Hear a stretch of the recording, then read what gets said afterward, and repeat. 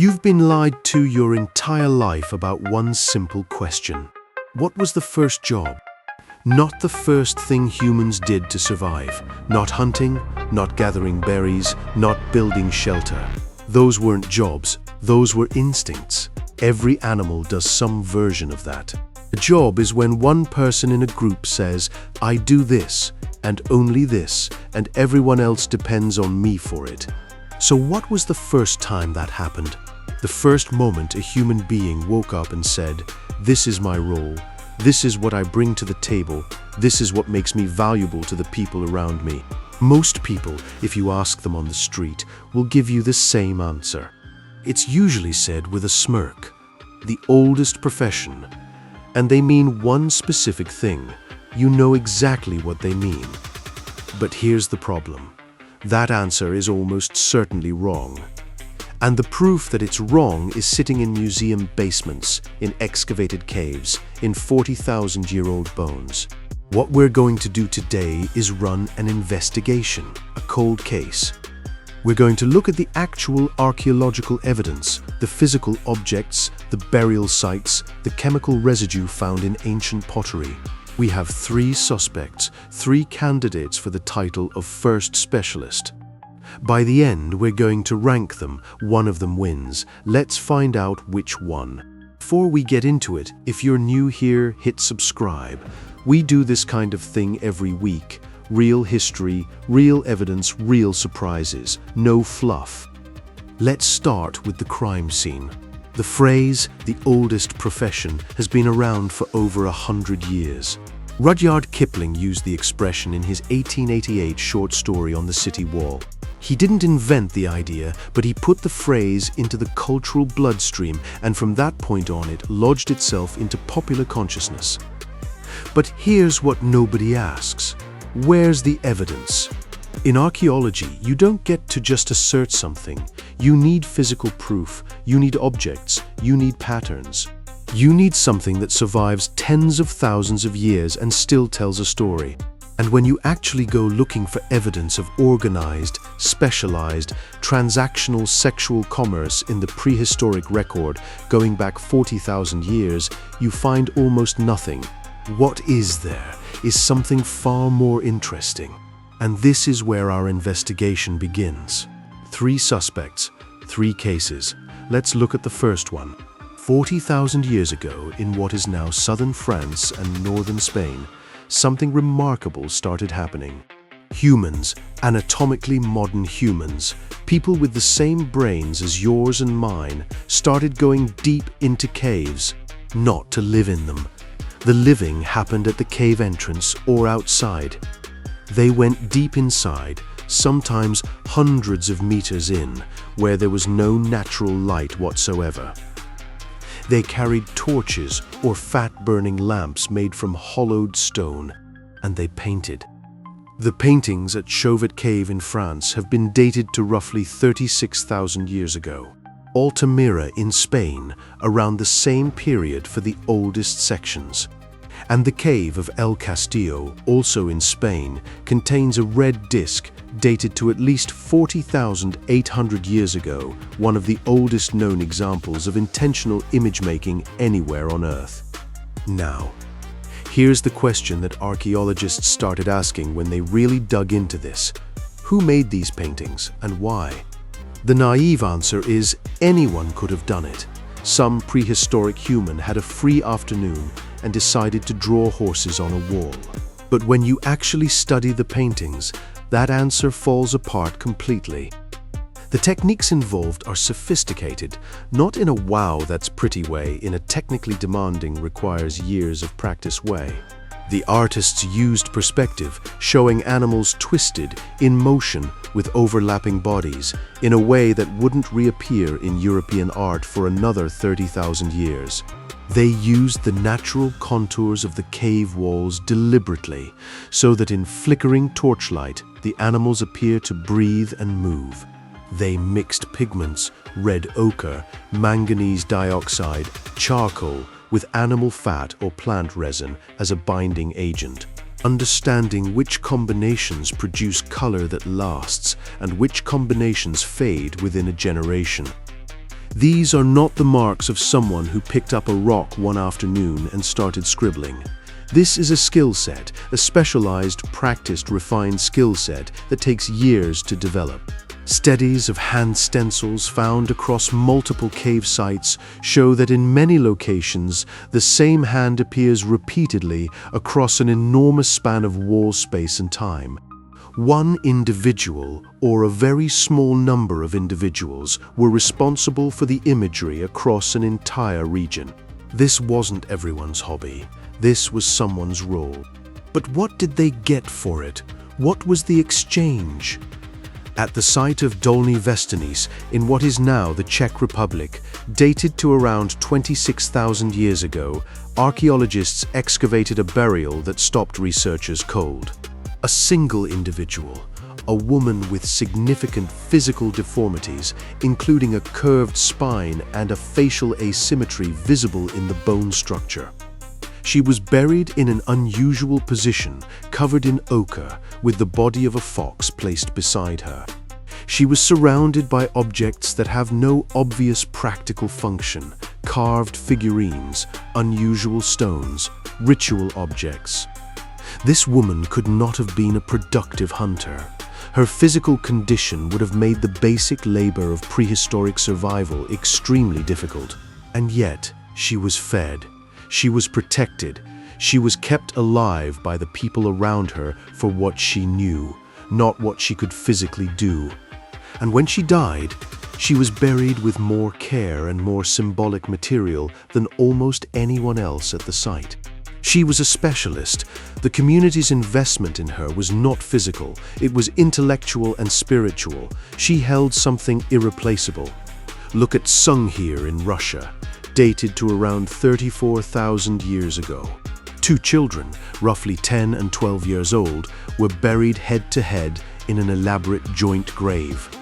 The grave contained over 10,000 mammoth ivory beads, fox-tooth pendants, carved ivory figurines, and spears made from straightened mammoth tusk. The labor required to produce those burial goods has been calculated by researchers at several thousand person-hours. You don't bury children with thousands of hours of community labor unless their role, or the role their family held, was considered so significant that even their death required an enormous ritual response. This points strongly to inherited specialist status, a lineage of people who held a particular kind of knowledge and whose value to the group was recognized from birth.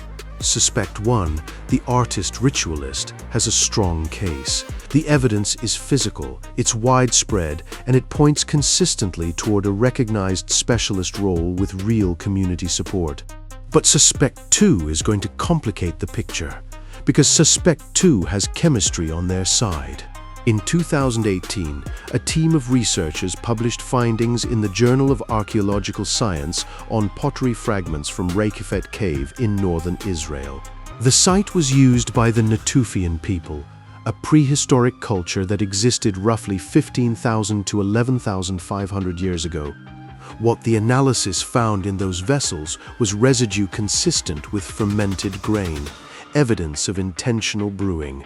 Patrick McGovern at the University of Pennsylvania has documented evidence of deliberately fermented drinks, rice, honey, and fruit combined, at the Chinese site of Jiahu, going back around 9,000 years. And the broader picture, assembled from dozens of sites across multiple continents, keeps pushing the timeline for intentional fermentation earlier and earlier. Here's the question that researchers have been wrestling with for decades. Which came first, bread or beer? The standard history goes like this. Humans discovered they could plant grain, settled down to grow it, and then figured out all the things you could make with grain. Bread first, alcohol later. But what if it went the other way?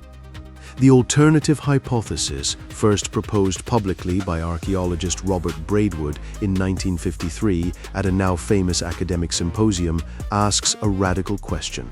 Was the desire to produce fermented beverages itself one of the motivations behind the decision to cultivate grain in the first place? Not a byproduct of agriculture, a driver of it. Alcohol in early human communities was not simply recreation. It was medicine. It was ritual. It was the substance consumed at ceremonies marking births, deaths, alliances, and the turning of seasons. The person who controlled its production controlled access to something the entire community needed, not just wanted, needed, for its social and spiritual functioning. And producing it requires knowledge, not obvious knowledge, counterintuitive, dangerous to get wrong knowledge, which wild yeasts work and which produce poison, which temperatures to maintain, which vessels hold liquids safely, how long to wait. This is not information you stumble onto. You learn it from someone who learned it from someone else. You pass it down deliberately because it is your value. You protect it because without it, you are just another member of the group. In several sites where early brewing evidence has been found, the vessels are not located in domestic spaces, not where families cooked daily meals. They're in larger communal areas showing signs of repeated group gathering. The brewer was not making fermented drink for a single household. They were producing it for the community as a whole. Supplier of something everyone needed, only they could make. That is, by any definition, a profession. Suspect 2, the brewer-chemist, has chemistry, archaeology, and a credible argument about the origins of agriculture behind them. That is a strong case. But Suspect 3 has something neither of the others has. Suspect 3 has the most direct evidence of community investment in a specialist's survival. Across dozens of burial sites from the Upper Paleolithic and Natufian periods, spanning Europe, the Middle East, and parts of Asia, archaeologists identified a recurring pattern. A specific subset of individuals buried differently, with different objects that don't fit the pattern of tools or ornaments or food. Plants, specifically plants with known pharmacological properties. At a Natufian burial site in northern Israel, excavated and published in 2020 by researchers including Danny Nadel at the University of Haifa, archaeologists found the remains of an elderly woman. She was buried in a pit lined with the remains of at least 10 different plant species, sage, figwort, and others, many with documented medicinal or psychoactive properties. Around her body were the remains of a leopard, an eagle, and other animals that cross-cultural research consistently associates with shamanic or ritual specialist roles. She had been buried with more deliberate preparation than anyone else at the site, and like the woman at Dolny Vestanis, her skeleton showed signs of significant physical impairment. She was supported by the community because of what she knew. The pattern repeats, individual after individual, site after site, across thousands of miles and thousands of years. A person with specialized knowledge of plants, a person whose physical limitations were compensated for by community support.